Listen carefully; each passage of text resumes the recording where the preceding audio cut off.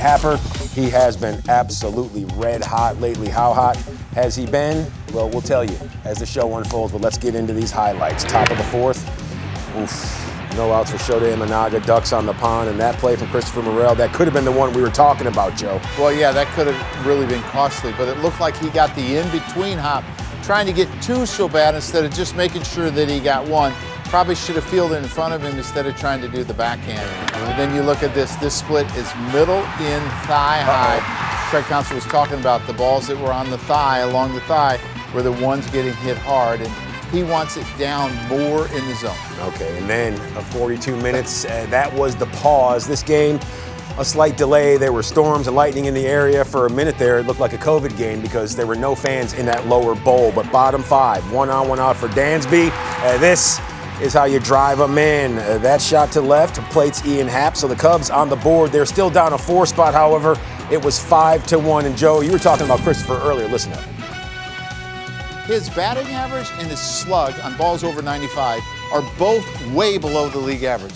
That's going to change, and when it does, you can see Christopher Morel hugging a lot of people, and he's going to be smiling a lot. Oh, Joe Girardi like a young Miss Cleo because bottom of the 6, one on, one out for Mo Money. Look at that. That is how you get after it. The velo on the exit, 99.4. That one was scorched, Joe. That's a no-doubter. It is. That is way back, and I guarantee you when he got to that dugout, he was feeling pretty good about himself. There's the hug. There's the hug. Right, PCA, thank you so and it much. Just brings we really a smile need this. because you feel like you've made up for part of what happened in that big inning in the 4th. How about Patrick Wisdom?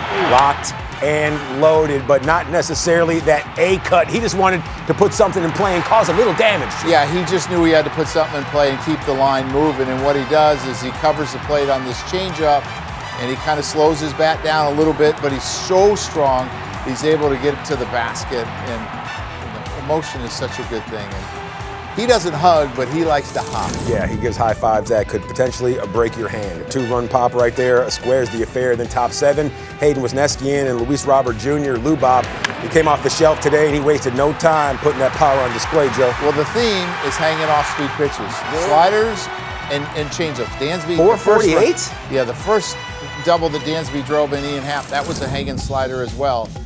This is a little bit different. Yeah, he needed cashing out at that point. Forget the structured settlement. Bottom 8th, 2 on, 1 out for Happer. I told you he's been hot since May 22nd. His last 12 games, 400 on base, 4 long balls, 12 stakes, and a .333 batting average. And before that swing, he had 10 RBIs over that stretch, but now he has 12, Joe. Well, that's a fastball up in zone. And the important stat to me there is the 12 RBIs. He's being extremely productive the last 12 games, and you see the double there.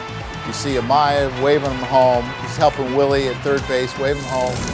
The Cubs take the lead. Yeah, absolutely. Top 9, it's your guy. Every time we talk about Hector Neris, I see you smiling. Yeah. I see you smiling right there. We call him Hector the Collector because he was trying to collect another save, which would have been his 8th of the season. And right there, after the Miguel Amaya indicator, the pickoff was on, Joe. Yeah, the pickoff was on because they knew they had an aggressive base runner that was going to try to steal second and third. And then they get the final pop-up here. See Wisdom squeeze. And watching Hector jump, that's why I never let him hit, because if you notice, he jumped over first base. Okay. When you hit, you got to touch first base. You got to touch first base. Hector, that's why I didn't let you hit. Front of the bag, toes on the front of the bag. The good news is that pitchers, they don't swing the bat anymore. And the even better news is that Hector Neris picked off Duke Ellis and put that threat by the wayside. 7-6, the Cubs, they outlast the White Sox despite being out-hit by the Pale Hose, 9-8. And the Cubs, they did make one miscue defensively. However, it was all forgotten. Christopher Morel, he came through, and Shota, and not his usual self, but either way, he got a taste of that rivalry.